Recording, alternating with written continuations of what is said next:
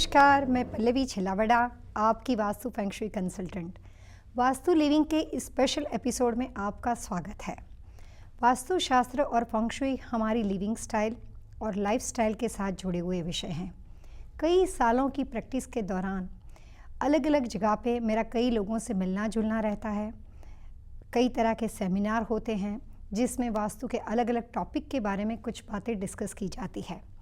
ये special programme आज खास करके उन लोगों के लिए है जिनके उस तरह के सेमिनार में कुछ ऐसे सवाल हैं, वास्तु के बारे में कुछ ऐसे कन्फ्यूज़न है और बातचीत के दौरान मुझे कई बार समय की कमी के दौरान ऐसा मौका नहीं मिलता है कि ज़्यादा डिटेल में ये बात को समझाया जाए। आज खास करके इस स्पेशल एपिसोड में हर तरह के लोग जुड़ सकते हैं। कुछ लोग जो वास्तु करवा चुके हैं, कुछ नए ऐसे लोग जो वास्तु करने से पहले कुछ तरह की दुविधा में पड़े हुए हैं, उनके दिलो दिमाग में कोई सवाल जवाब है कि अगर ऐसा हो तो क्या हो सकता है, हम इस कंडीशन में क्या कर सकते हैं। तो आज के इस स्पेशल प्रोग्राम में मैं आपके साथ अपना एक्सपीरियंस शेयर करना चाहती हूँ और साथ साथ में कुछ ऐसे आपके कन्फ्यूज़न और इस तरह के सवालों के जवाब देना चाहती हूँ जो मुझे सेमिनार में आम तौर पे जहाँ पे लोगों का मिलना जुलना होता है, उनके बातचीत के दौरान ये बात मेरे को ख्याल में आई है कि लोग किस ढंग से वास्तु के बारे में सोचते हैं। सबसे पहले शुरुआत, वास्तु उन लोगों के लिए भी बहुत ज़्यादा महत्वपूर्ण है जिनके घर बन चुके हैं। अभी कुछ दिनों पहले मेरा यहाँ पे न्यूयॉर्क में एक सेमिनार था, उसमें कई तरह के परिवार मिले, जिसमें से कुछ लोगों ने बोला कि पल्लवी जी, मैं 35 साल से यहाँ पे रहता हूँ और जब हमने यहाँ पे शुरुआत की थी तब हमें इस तरह की कोई सर्विस नहीं मिलती थी। आज मैं सोचता हूँ कि अपने घर में वास्तु करवाऊँ या फेंग शुई के हिसाब से एडवाइस लूँ, लेकिन मेरा घर ऑलरेडी बन चुका है, मेरे स्टोर ऑलरेडी बन चुके हैं, तो अभी बने बनाए घर में हम क्या कर सकते हैं। बहुत समझने लायक बात यह है कि बने बनाए घर में हम क्या कर सकते हैं। अगर यही बात अगर आप वास्तु कंसल्टेंट के साथ जब डिस्कस करते हो तो हमारा जवाब आपके लिए ये रहता है कि जो घर या जो बिज़नेस बन चुका है, जहाँ से आपको समझ में आए सवेरा वहीं से होता है। तो बनी बनाई प्रॉपर्टी के ऊपर, बने बनाए घर या बिज़नेस लोकेशन के ऊपर आप वहाँ से शुरुआत कर सकते हो जिस साल से आप कंसल्टिंग के बारे में सोचना शुरू करते हो, 2014 से, 2015 से। तो वास्तु में बहुत सारी छोटी छोटी ऐसी बातें हैं जिसकी लोगों को जानकारी नहीं है। सिर्फ घर की पोजीशन, बिजनेस की पोजीशन, ऑफिस का सेटिंग अरेंजमेंट इतना काफ़ी नहीं होता है। समय का कैलकुलेशन भी वास्तु के अंदर एक बहुत ही अहम भूमिका रखता है, उसका एक बहुत महत्वपूर्ण स्थान है। तो कई बार ऐसा होता है कि जो घर आपने 100% वास्तु के हिसाब से बनाया हुआ हो, उसमें भी समय के साथ एक बदलाव आएगा। जिस घर को आप ऑलरेडी काफ़ी सालों से आप वहाँ पे रहते हो, आप 10 साल से ज़्यादा रहे हो, 20 साल से ज़्यादा रहे हो, समय के परिवर्तन के साथ साथ जगहों के अंदर भी चेंजेस आते हैं। घर की पोजीशन वही है, बिजनेस की लोकेशन वही है, एम्प्लॉय बदल जाने के बाद बिजनेस में बदलाव आता है।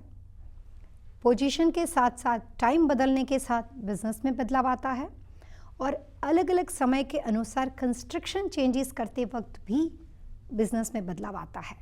तो अगर आप 30-35 साल से जिस घर में रहते हो या जिस बिजनेस लोकेशन पे रहते हो, अगर आप सोचते हो कि 2014 से हम इसमें वास्तु की प्रैक्टिस करके, वास्तु का अनुभव करके देखें, तो आपको सबसे अच्छी अनुभूति तुरंत ही आने वाले दिनों में ऐसी होती है कि जिससे आने वाले नेक्स्ट ईयर में 2015-16 आपको वो बदलाव अच्छे स्ट्रॉन्ग पोजीशन में ले आ सकते हैं। तो जो प्रॉपर्टी के अंदर आप काफ़ी टाइम से रहते हो, जो बिज़नेस लोकेशन ऑलरेडी बन चुकी हो, उन लोगों को वहीं से आगे चल के नए अच्छी अनुभूति, अच्छी फीलिंग और पॉजिटिव इम्पैक्ट के लिए वास्तु ज़रूर करना चाहिए। ये एक कंसल्टेंट का एक्सपीरियंस और मेरा आपसे इस बारे में कहना है। जो सेमिनार के बारे में कॉमन क्वेश्चन पूछे गए हैं, मैं उन्हीं के आंसर आपको यहाँ पे देना चाह रही हूँ। उसमें एक अच्छी बात ये रहेगी कि अगर आपका घर बन चुका है और आपका बिजनेस बन चुका है, तो जो आपने रख रखाव, जो आपने कलर सप्लाई किए हैं, जो आपने अपना पूरा सेटअप कर रखा है, आप जिन लोगों के साथ पार्टनरशिप में बिजनेस करते हो तो वो लोग भी बदलते रहते हैं। तो घर के अंदर हमेशा एक बदलाव होता है। पति पत्नी बच्चे अगर रहते हैं तो बच्चों के बड़े होने के बाद वो जब घर के बाहर जाते हैं तो घर का वास्तु बदल जाता है। किचन वहीं होता है, बेडरूम वहीं होता है, लेकिन उसकी इफ़ेक्ट बदल जाती है। उसी तरीके से अगर आप 20-25 साल से किसी बिज़नेस के साथ कनेक्टेड हो तो इतने लंबे एक्सपीरियंस के दौरान आप नए नए बिज़नेस में इन्वॉल्व होना पसंद करते हो। आप सक्सेसफुल हो तो उसके साथ साथ नया इन्वेस्टमेंट करना पसंद करते हो। तो वो आपका उचित इन्वेस्टमेंट आपको और आगे प्रॉस्पेरिटी की ओर लेके जा सकता है, या आपकी बनी बनाई दुनिया में कोई चहल पहल खड़ी करके आपको नुकसान की ओर लेके जाता है, वो जानना आपके लिए बहुत ज़रूरी है। उसी तरीके से सबसे इम्पोर्टेंट बात ये होती है कि घर के अंदर सब कुछ वही वैसा ही रहने के बावजूद भी बच्चों की पढ़ाई के बाद, बच्चों की शादी के बाद लाइफ में एक चेंजेस आता है। तो ज़िंदगी में जब कुछ आता है, कुछ लोग आते हैं और कोई लाइफ में चेंज होता है, जब कुछ लोग जाते हैं, वास्तु के अनुसार उसका भी आपकी प्रॉपर्टी के ऊपर एक असर होता है। ये बात आपके लिए जानना ज़रूरी है कि इंसान की पोजीशन बदलने से वास्तु में कैसे तब्दीली हो सकती है। आपके घर का वास्तु या आपके बिजनेस के अंदर कैसे चेंजेस हो सकते हैं। कई बार सही भी होते हैं और बहुत बार गलत भी होते हैं। इसीलिए मेरी नज़र से वास्तु एक समझने का विषय है। इसमें फेथ और अंधविश्वास की कोई गुंजाइश नहीं है। यहाँ पे बात लॉजिकली चीज़ों के साथ होती है। यहाँ पे सिर्फ 1+1 2 होता है और इसको अच्छी तरीके से समझने से और हर अलग अलग टाइम पे इसके साथ जुड़े रहने से आप इसके फ़ायदे उठा सकते हो। सिर्फ एक घर वास्तु के हिसाब से करने के बाद दोबारा अगर आपका उनके साथ कांटेक्ट नहीं है, कंसल्टेंट के साथ कोई आपका कम्युनिकेशन नहीं है, तो वो एनर्जी, वो ऊर्जा वहाँ पे रह नहीं पाएगी। ये आपको जानना बहुत ज़रूरी है। समय की तब्दीली के साथ चीज़ें चेंज हो सकती है, या फिर आपके बदलाव के चेंज होने के साथ, अपना इंटीरियर बदलने के साथ, घर में नई नई चीज़ों को दाखिल करके आप जब अपने घर में नई नई चीज़ों को, आप फ्लावर्स का डेकोरेशन करते हो, सामान को बदलते हो, हर टाइम पे वास्तु बदल जाता है। ये बातों की जानकारी बहुत कम लोगों को है। इससे भी आगे कई तरह की एक वास्तु कंसल्टेंट के एक्सपीरियंस की जानकारी आपके लिए बाकी है और उसकी बातचीत करते हैं ब्रेक के बाद।